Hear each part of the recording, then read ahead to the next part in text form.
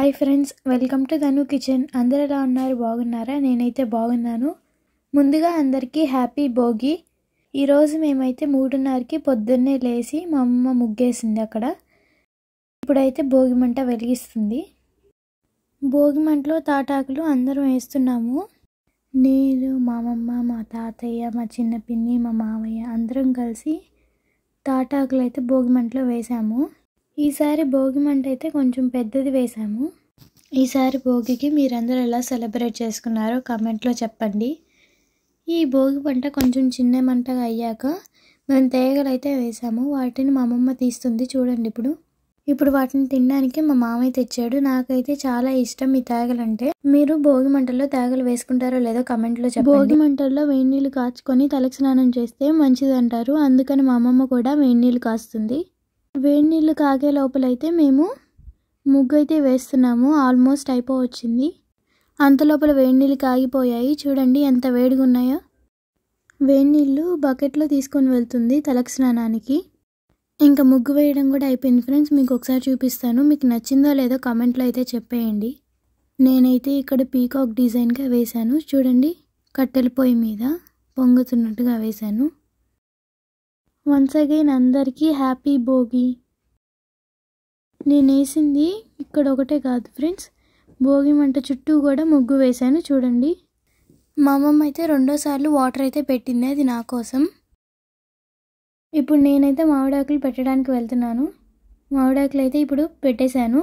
ఈరోజు భోగి కాబట్టి నా కోసం మా తాత బంతకోడి తెచ్చాడు.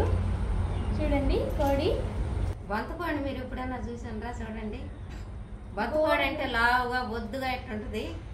ఇప్పుడైతే మేము ఫ్రెష్ అయిపోయాము. మా అమ్మ అయితే బొంతకోడి పులుసు చేస్తుంది. రండి, తొందరగా వండుతున్నాను. చూడండి చికెన్ ఎలా ఉందో. బంతకోడి కూర. ఈరోజు మార్నింగ్ టిఫిన్ వచ్చేసి వేడి దోశ, వేడి బొంతకోడి కర్రీ. దోశ పిండి కలుపుతున్నాను. దోశ పోస్తాను మా పాప కోసం. ఇప్పుడు ఎంతైనా అమ్మమ్మ వేస్తేనే దోశ బాగుంటుంది.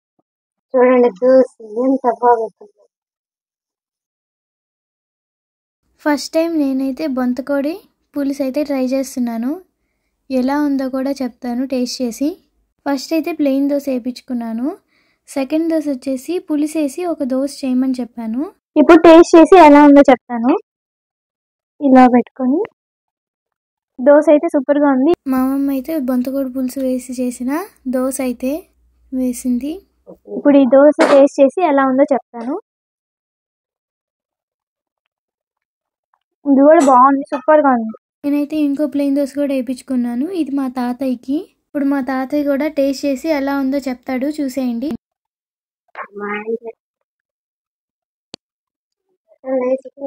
సూపర్గా ఉంది. నీకు కూడా పెడతాదా? లేదు దాదా ఎట్టుంది చెప్పు. సూపర్గా ఉంది. ముక్కు పెడతాదా? మేమైతే బాగా సెలబ్రేట్ చేసుకున్నాము. మీరు ఎలా సెలబ్రేట్ చేసుకున్నారో కమెంట్లో చెప్పండి. ఈ వీడియో కానీ నచ్చినట్లయితే లైక్ చేయండి, షేర్ చేయండి, సబ్స్క్రైబ్ చేసుకోండి. Thank you for watching.